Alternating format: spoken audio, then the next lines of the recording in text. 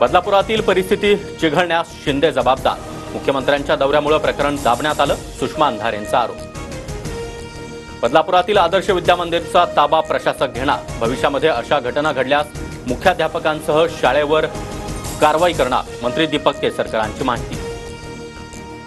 प्रत्येक शैक्षणिक संस्थेमध्ये शिपायापासून मुख्याध्यापकापर्यंत पोलीस पडताळणी बंधनकारक. शालेय एक महिला स्वच्छता कर्मचारी असावा. मंगलप्रभात लोढा यांचे जिल्हाधिकाऱ्यांना आदेश.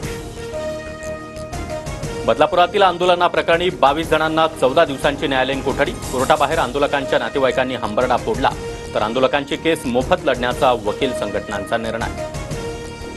बदलापूर अत्याचार प्रकरणातील आरोपीच्या घराची काही अज्ञात व्यक्तींकडून तोडफोड.